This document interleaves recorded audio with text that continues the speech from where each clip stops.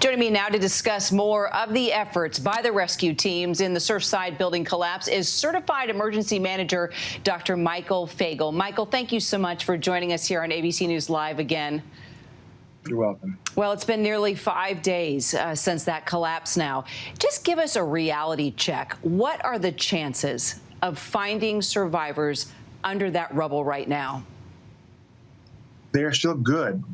Amazingly, the last live victim ever taken out of the Mexico City earthquake was 12 days. Haiti was 8 days, and we're not that far into it yet.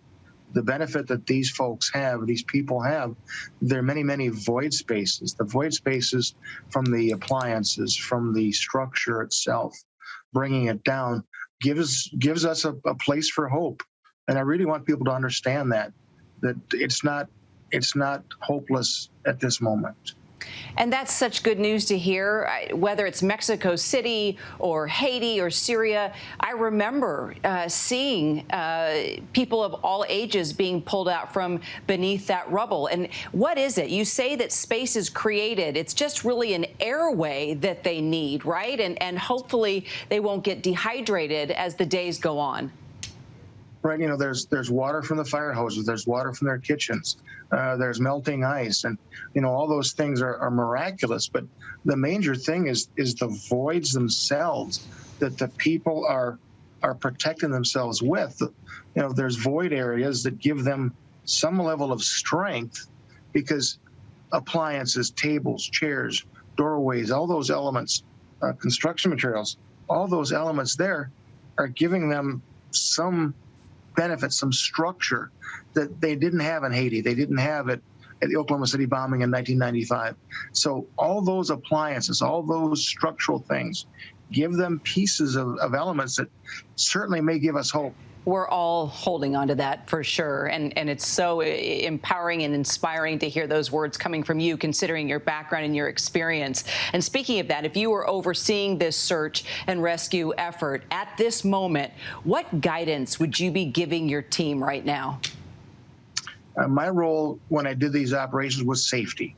And always be cognizant of your own safety. And again, I was a safety officer, so safety is shifting on a minute-by-minute basis.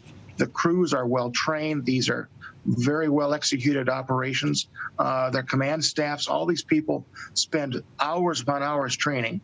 My goal was safety, and that's just that remembering that we're not working against ourselves, we're working against time, and we're working as a team. And that is absolutely critical to remember that. Look forward, look ahead, and always work towards that common goal of getting every person. And these people aren't victims. These are people. These are moms and dads, sisters and brothers, and aunts and uncles. These are people, and that's who we're working for and looking for. So they're not that victim in room 303.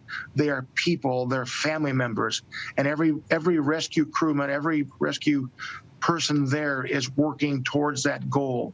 And that is so admirable when you meet these members of the rescue teams, how they don't give up, how they work such long hours. So how do you take care of them mentally and physically? And also, Michael, how do you keep these efforts going without the risk of possibly hurting a survivor? They're, again, using sonar. They're using microphones, radios, cameras, are using every tool that we did not have as good a quality product in 2001 or 1995. They have the state-of-the-art equipment, and that's why they're inching through this. When the crews come off the operation, they've got to try and stand down, and they can't. They're going 100 miles an hour, and they're not stopping.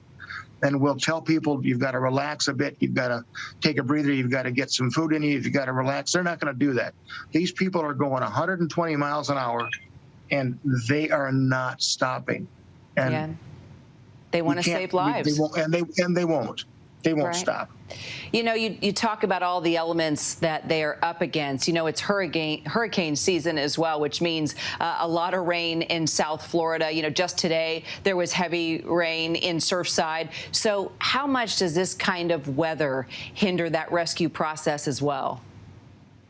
The weather does pose a factor. And of course, remember, we had smoke and fire earlier on, and we still have smoldering. We still have a seated element. And remember that their vision, their views are skewed a little bit.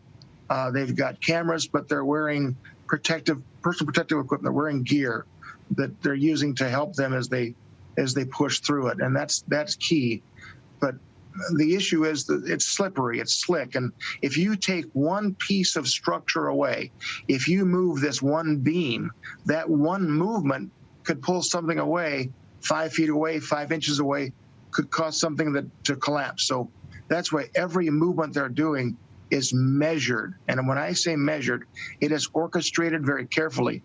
These crews are superbly thinking every step, because one movement may cause something else some further down the line. So again, people think they're not going fast. They're going as quickly and as safely and meticulously as they possibly can. Well, and there are heroes right now, no doubt. Michael Fagel, always so great to get your expertise and also hearing about the hope, too, that you talk about. It inspires us all. Michael, thank you. Thank you. You're very welcome. Be safe. Hi, everyone. George Stephanopoulos here. Thanks for checking out the ABC News YouTube channel. If you'd like to get more videos, show highlights, and watch live event coverage, click on the right over here to subscribe to our channel. And don't forget to download the ABC News app for breaking news alerts. Thanks for watching.